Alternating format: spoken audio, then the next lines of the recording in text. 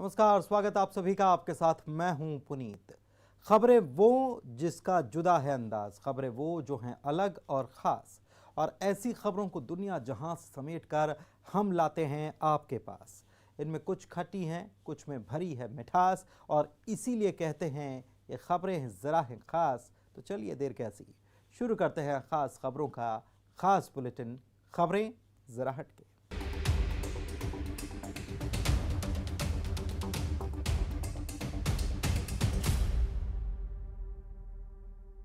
आमतौर पर कलेक्ट्रेट में लोग अपनी शिकायत लेकर पहुंचते हैं। कई बार समस्याओं का समाधान निकल भी आता है।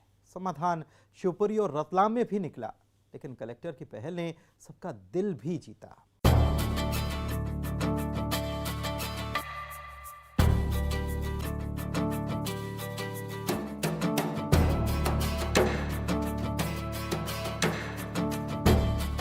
रतलाम और शिवपुरी कलेक्टर की अनोखी पहल ने एक तरफ जहां बच्चों का दिल जीत लिया, वहीं दूसरी तरफ अधिकारी के कर्तव्य और उसकी जिम्मेदारी का एहसास भी करा दिया। रतलाम कलेक्ट्रेट में खड़ी इन छात्रों से डिप्टी कलेक्टर मनीषा बात कर रही हैं। इससे पहले अपनी शिकायत को लेकर बच्चियों ने कलेक्टर से मुलाकात की। बच्चियां उम्मीद लेकर आई थीं, लेकिन कलेक्टर ने जो कुछ किया उसकी उम्मीद इन बच्चियों को भी नहीं थी। कलेक्टर ने बच्चियों की समस्या सुनी और अधिकारियों को समाधान के लिए तुरंत निर्देश दिए। यही नहीं, बच्चियों को कलेक्टर ने न केवल चाय पिलाई बल्कि नाश्ता भी कराया। साथ ही उनके सुरक्षित लौटने का इंतजाम भी किया। कन्या परिसर से हमारी प्रॉब्लम ये है कि सर हमारे कि नए भवन में हमको शिफ्ट होना है, तो कि हमको वहाँ शिफ्ट नहीं किया जा रहा है। पुराने भवन में बहुत प्रॉब्लम है, पंखे नहीं है और पानी की भी प्रॉब्लम होती है सर, इसीलिए हम आए थे हमारी समस्या को लेकर कलेक्टर सर के पास। मुलाकात करी आपने, क्या बोला साहब ने? सर ने बोला है कि 9 तारीख को हो जाएगा काम। अब जैसे नवरात्रि भी स्टार्ट होने वाली है और एकदम से इतनी सारी कन्याएं आ गई है, तो ये अच्छी भी चीज़ है। और सर ने एकदम इनिशिएट लेकर के और मुझे बुलाया तुरंत कि आप आओ। वो बहुत देर से खड़ी है, क्योंकि मैं यहाँ थी नहीं, तो ये सर के द्वारा की गई बहुत अच्छी पहल है। उधर शिवपुरी कलेक्ट्रेट में जन सुनवाई के दौरान अनोखा नजारा दिखा। यहाँ नन्हे खिलाड़ी अपनी शिकायत लेकर पहुँचे थे। बच्चे पहुंच तो गए थे, लेकिन कलेक्टर के सामने बोलने में झिझकने लगे। इसका समाधान कलेक्टर ने अनोखे तरीके से निकाला। कलेक्टर ने एक बच्चे को गोद में उठाया और अंदर अपने दफ्तर की कुर्सी पर बैठा दिया। बच्चों से कहा कि वो अब अपने दोस्त को अपनी समस्या सुनाए, वो हल निकालेगा। थोड़ी देर बातचीत के बाद कलेक्टर से बच्चे घुल मिल गए और अपनी समस्या भी रख दी। कलेक्टर ने 3 दिन के अंदर समस्या के समाधान का भरोसा दिया। अधिकारी के आदेश को सुनकर बच्चे खुश हो गए और ताली बजाकर स्वागत किया।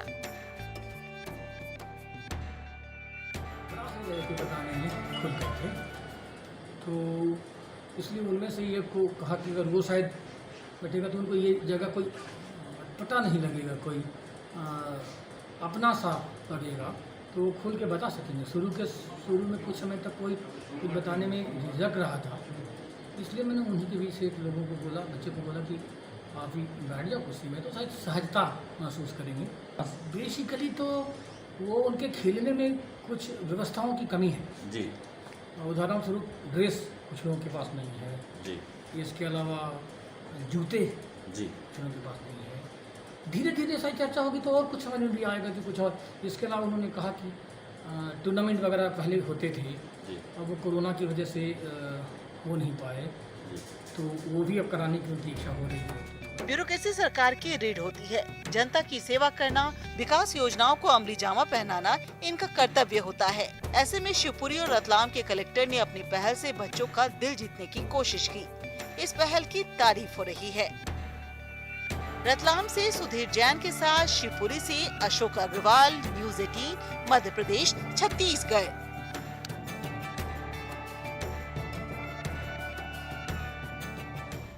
उज्जैन में एक ऐसा गांव जहां पर हर घर में मोर दिखाई देगा।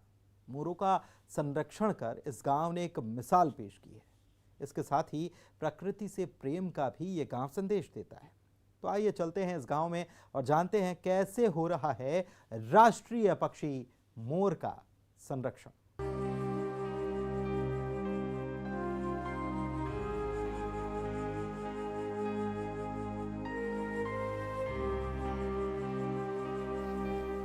उज्जैन से 7 किलोमीटर की दूरी पर चिंतामन रोड है। इस रोड से सटा हुआ है मंगरोला गांव। ये गांव कई मायनों में खास है। गांव में जहां देखिए वहां तक मोर नजर आते हैं।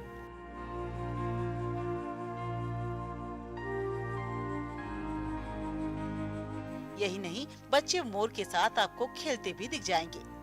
गांव में 600 से ज्यादा मोर हैं। मोरों का गढ़ माने जाने वाले इस गांव के लोग मोरों के संरक्षण के लिए सालों से काम कर रहे हैं। 1000 से ज्यादा आबादी वाले इस गांव का हर व्यक्ति मोरों की रक्षा करता है। इस गांव में मोरों की संख्या अचानक नहीं बढ़ी, बल्कि गांव वालों ने उनके संरक्षण के लिए खुद काम किया। अमूमन शर्मीले और डरपोक स्वभाव वाले मोर अब मंगरोला गांव का हिस्सा बन चुके हैं। यही वजह है कि बच्चों के साथ भी ये घुल मिल गए हैं। गांव के लोगों ने मोरों की बढ़ती संख्या को देखते हुए इनके संरक्षण की कोशिश शुरू की। जी, लगातार जब मोर घायल होते थे और हमारी आंखों के सामने वो दम तोड़ते थे, तो हमें ऐसा लगा कि यार इनका संरक्षण किया जाए। उसी दौरान फिर हमने एक समिति का गठन किया और समिति द्वारा ग्रामीण क्षेत्रों में इस बात का धीरे धीरे प्रचार प्रसार किया कि मोरों का संरक्षण किया जाए, जहां शिकारियों से भी बचाया जाए। कुछ जातियों द्वारा मोरों का शिकार किया जाता था। बहुत सारे लोग मोरों का मांस का सेवन करते थे, अंडे इनके चुरा लेते थे। तो अब धीरे धीरे लोगों में जागरूकता आई है और उससे मोरों की आबादी बढ़ती जा रही है। मोरों को बचाने की पहल तो गांव के युवाओं ने शुरू की, लेकिन कई बार मोर बीमार पड़ जाते थे और इनकी आंखों के सामने दम तोड़ देते थे। ये गांव वालों को काफी दुख पहुंचाता था। ऐसे में समिति ने कुछ लोगों को मोरों के उपचार की ट्रेनिंग दिलाई। ट्रेनिंग के बाद मोरों के बीमार पड़ने पर गांव में ही इलाज किया जाता है। समिति के व्यक्ति को उपचार की ट्रेनिंग दिलवा दी है। अब जब प्राथमिक उपचार होता है, जब मोर घायल होता है तो उसका इलाज वहीं हो जाता है और घायल मोरों को हम घर में भी रखते हैं। कोई बच्चे ऐसे रहते हैं जो मोरनियों से छूट जाते हैं, जो बिछड़ जाते हैं माताओं से, तो उनको भी हम घर में रखते हैं, जिनके साथ हमारे बच्चे अच्छे खेलते भी हैं और एक पारिवारिक जैसा दृश्य आपको। मोरों के संरक्षण की अनोखी पहल की जल्द इलाके में चर्चा होने लगी। जल्द ही इसकी जानकारी उच्च शिक्षा मंत्री मोहन यादव को भी मिली। मंत्री ने गांव के लोगों की न केवल तारीफ की, बल्कि 5 लाख की राशि भी दी। यही नहीं, प्रशासन ने भी 2010 में 10 बीघा जमीन मोरों के संरक्षण के लिए दिया था। 12 वर्षों से हम मोर संरक्षण संस्थान जो है चला रहे हैं। यहाँ से कम 12 से 15 गाँवों में मोर फैले हैं। जिस हमारा जो कदम बढ़ा मोरों की ओर, तो सरकार ने भी हमें मदद करी है। सरकार ने करीब 10 बीघा जमीन हमें दी है, जहाँ पर मोर संरक्षण केंद्र बनाया गया। हम वहाँ पर मोरनियाँ अंडे देती है और अभी लगभग हमारे 500 से 600 की तादाद में मोर पाए जाते हैं। मोर संरक्षण इसलिए बनाया गया है कि जहाँ शिकारियों द्वारा मोरों का शिकार होता था, अब धीरे धीरे वो शिकार रुक रहा है।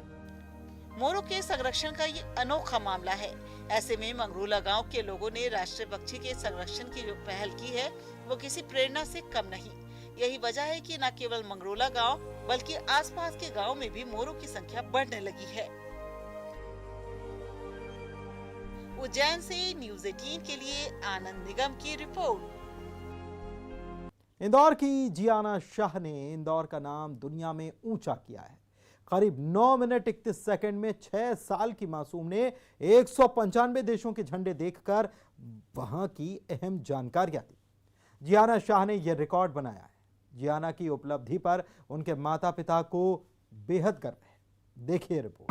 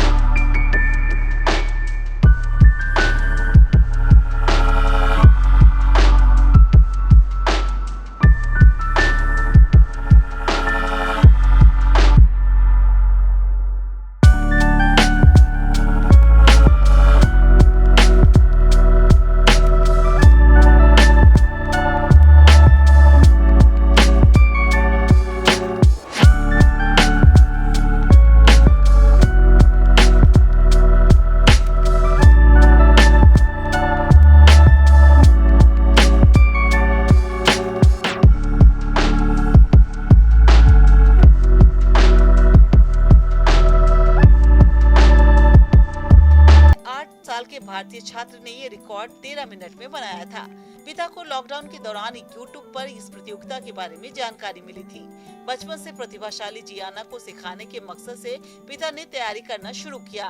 फिर बिटिया ने जो किया वो हैरान कर गया।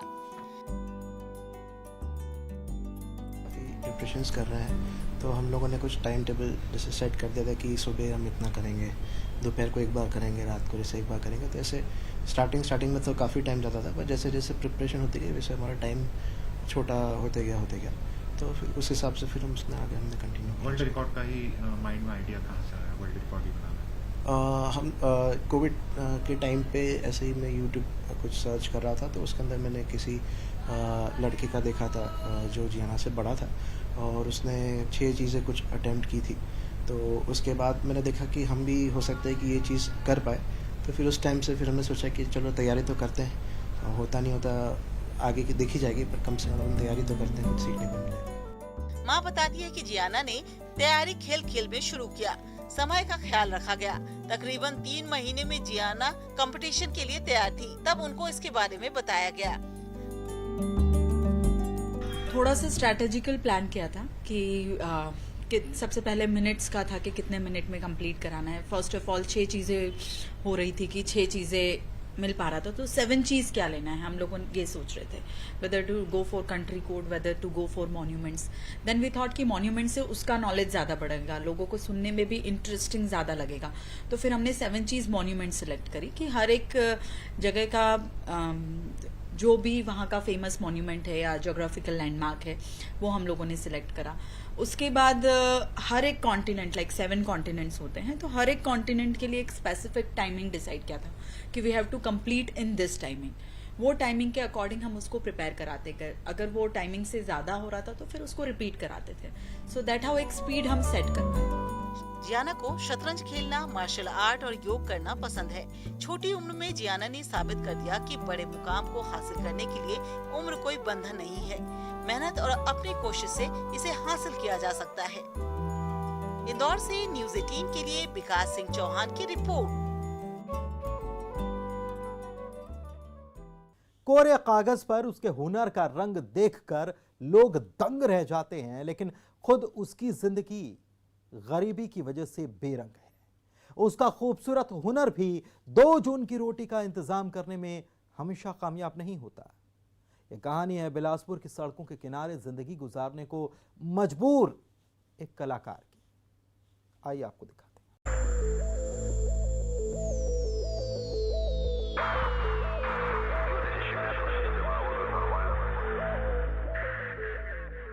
एक चित्रकार जो कैनवस पर अपनी पेंटिंग से हर तस्वीर को जीवंत कर देता है। ऐसा हुनर कि देखने वाले दंग रह जाते हैं। कोरे कागज पर किसी भी तस्वीर को हूबहू बनाने में माहिर। बापू से लता मंगेशकर तक कई महान हस्तियों का चेहरा कैनवस पर उतार चुके हैं। लोग कहते हैं कि हाथों में जादू है, लेकिन इन तारीफों से पेट की आग नहीं बुझ सकती। कोरोना काल में अविनाश की नौकरी चली गई थी। नौकरी जाने के बाद मंदिर में पुजारी बन गए तो जिंदगी कटने लगी, लेकिन महामारी की वजह से लंबे अरसे तक मंदिरों का ताला नहीं खुला। नतीजा कि 2 वक्त की रोटी का वो सहारा भी छिन गया। कबीर धाम से एजाज में अविनाश और रीना बिलासपुर आए थे कि कोई काम मिल जाएगा, लेकिन मिली तो केवल मायूसी। एक बेरोजगार कलाकार। जी हाँ, हम इसलिए कह रहे हैं क्योंकि इस वक्त हम खड़े हैं बिलासपुर हाई कोर्ट के ठीक बाहर में, जहां पर एक कलाकार, आप देख सकते हैं, ये कलाकार अपनी पत्नी, एक छोटी मासूम सी बच्ची को लेकर के सड़क में बैठा हुआ है और अपनी कला को बेचने पर मजबूर है। कारण यह है कि इसके पास न तो रोजगार है, न ही इसके पास मकान है, न ही किसी प्रकार का कोई आसरा। इसको लेकर के अपनी पत्नी और बच्चे का पेट भरने के लिए यह कलाकार अपनी कला को सड़क में बैठ करके अपना फोटो बना रहा है। हर प्रकार की फोटो को आदमी प्रत्यक्ष रूप से बैठे रहे या अप्रत्यक्ष रूप से, उसकी भी फोटो को बखूबी बना लेता है, लेकिन अपने इस कला को वो बेचने पर मजबूर है। बिलासपुर की सड़कों के किनारे किसी तरह अविनाश और रीना अपने बच्चों के साथ जिंदगी गुजार रहे हैं। पेट पालने का सिर्फ एक ही जरिया है और वो है चित्रकारी का हुनर। चित्रकला सिखाने के लिए अविनाश का कोई शिक्षक नहीं था, लेकिन बचपन से पेंटिंग का शौक था। गुमनाम ही सही, लेकिन ये एक अच्छे चित्रकार बन गए। गरीबी और बेरोजगारी से परेशान अविनाश के काम उनका यही हुनर आया। पैसा का दिक्कत है, किराया घर में रहता हूँ और मेरा 1.5 साल भी है, उसका तबीयत भी खराब है। तो शाम को हम लोग अभी आए हैं, तो पैसा का काम धंधा नहीं है, रोजी रोटी। आते जाते लोग अविनाश की बनाई पेंटिंग्स को निहारते हैं, तारीफें करते हैं, लेकिन खरीदारों की संख्या काफी कम है। घंटों मेहनत से बनी तस्वीर और कला की कीमत लोग कौड़ियों में लगाते हैं। इन खराब हालात में पत्नी रीना के अलावा हौसला बढ़ाने वाला भी कोई नहीं है। सड़क में बैठ के अपना कला को बेच रहे हैं और मेरे पति को सिर्फ कला बस आता है, उसी को बेच रहे हैं। और क्या करे भैया, रोजी रोटी का वो है, कुछ नहीं है हम लोग के पास, कुछ नहीं है। लेकिन कुछ लोग ऐसे हैं जो अविनाश की बेबसी को समझते हैं। मैं अभी हाई कोर्ट से निकला, देखा बड़ी अच्छी पेंटिंग है, तो मैंने रुक के पूछा, मैंने कहा क्या बनाते हैं, तो बताया पोर्ट्रेट वगैरह बनाता है और इसके पास कोई घर द्वार नहीं है। तो अच्छी बात है, क्योंकि मैं भी एक पेंटर रहा हूँ, तो मेरे को बड़ा दुख हुआ इसको देख करके कि खुले में यहाँ पे हाई कोर्ट के बगल में इतना अच्छी पेंटिंग बनाया हुआ है, एकदम पोर्ट्रेट है, बहुत बढ़िया शानदार है। तो मैं चाहता हूँ कि भाई मेरे तरफ से जो भी मदद हो सके या मेरे साथियों लोग भी चाहें, तो मैंने आज अपने पिताजी का, एक मेरे दिवंगत पिताजी के लिए मैंने एक पोर्ट्रेट बनाने के लिए इसको एक एडवांस दे रहा हूँ मैं, ताकि ये थोड़ा बहुत आर्थिक रूप से इसकी सहायता कर सके। सबके हाथों में ऐसा हुनर, ऐसा जादू नहीं होता। लाखों में कोई ही ऐसा होता है जिसके पास कुछ खास कला होती है, और ऐसे ही एक कलाकार है अविनाश। लेकिन अफसोस कि एक कलाकार सड़क किनारे जिंदगी गुजारने को मजबूर है और सुध लेने वाला कोई नहीं। पंकज गुप्ते, न्यूज़ 18, बिलासपुर। यहाँ वक्त एक छोटे से ब्रेक का हो चला है, जल्द लौटेंगे। आप देख रहे हैं खबरें जरा हटके।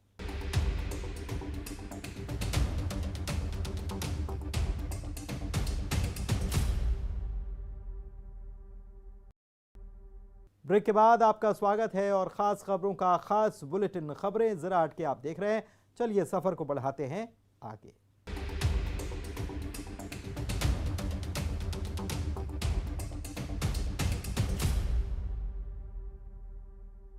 कोरोना संकट के कम होने के साथ ही कश्मीर की वादियों में पर्यटन को बढ़ाने के प्रयास किए जा रहे हैं, जिसमें स्थानीय लोगों को सेना की मदद मिल रही है।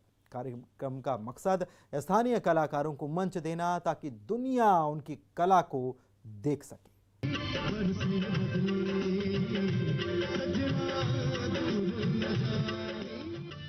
यहाँ गीत भी है, संगीत भी है, जवान भी है, पत्थर को पानी कर देने वाला उनका जोश भी है। घोड़े पर आते जवानों का जुनून है, जिसमें वो दुश्मनों को संदेश दे रहे हैं कि इधर आंख उठाई तो फिर मुंह की खानी पड़ेगी। नृत्य, गीत और संगीत के साथ साथ जवानों के हौसले और उनके जोश की ये शानदार तस्वीरें जम्मू कश्मीर के दूध पथरी की है।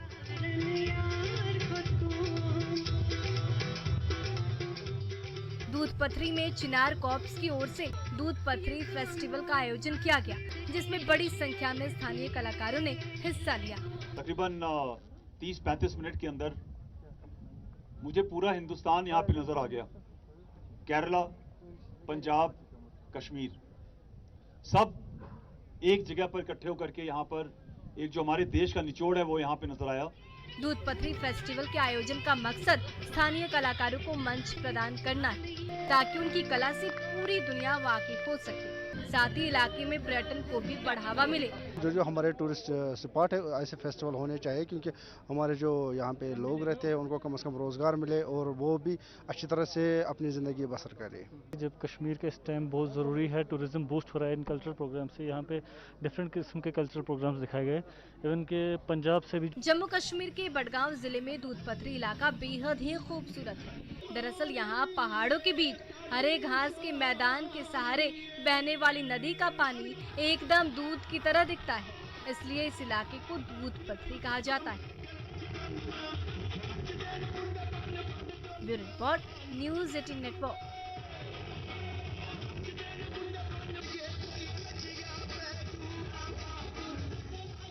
माता वैष्णो देवी के दरबार में साल भर भक्तों का तांता लगा रहा है। इन दिनों माता के दरबार को फूलों से सजाया गया। नवरात्र में आने वाले श्रद्धालु इस बार मां के दरबार की सजावट को देख अभिभूत हुए बगैर नहीं रह पाएंगे।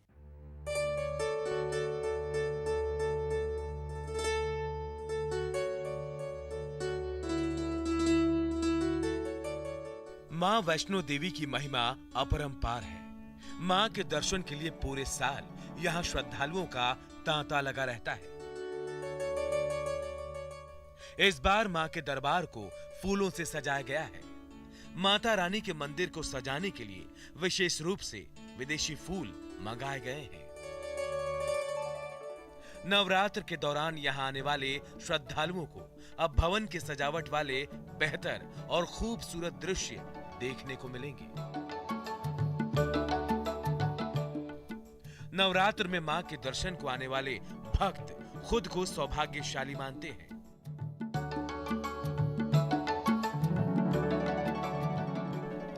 हालांकि मां के दरबार में जो भी पहुंचता है उस पर माता रानी अपनी कृपा बरसाती है। यही नहीं, वैष्णो देवी पहुंचने वाला हर श्रद्धालु यही मानता है कि मां की कृपा की वजह से वो यहां आया है। नवरात्र में पूरे 9 दिन मां की विशेष पूजा का प्रावधान है। ऐसे में पूरे भारत में मां की पूजा की जाती है। माहौल भक्तिमय हो जाता है।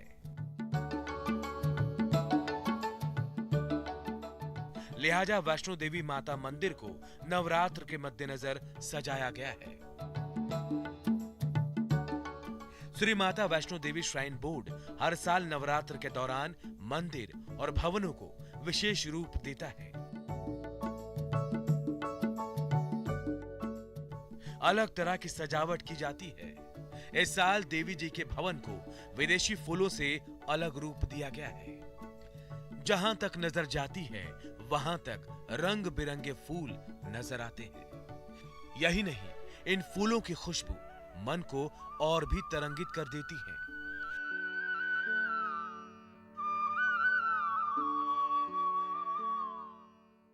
श्री माता वैष्णो देवी श्राइन बोर्ड श्रद्धालुओं को हर तरह की सुविधा मुहैया कराता है। साथ ही भवन को इस बार अलग रूप दिए जाने की कोशिश की जा रही है। लिहाजा नवरात्र में दर्शन को आने वाले श्रद्धालु फूलों से सजे मां के दरबार की इस बार छटा देखेंगे। Bureau report, news 18 network.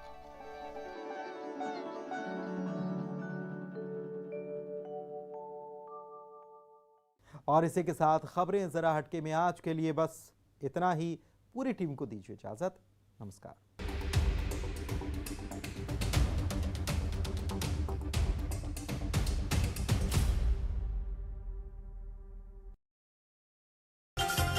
संग्रौली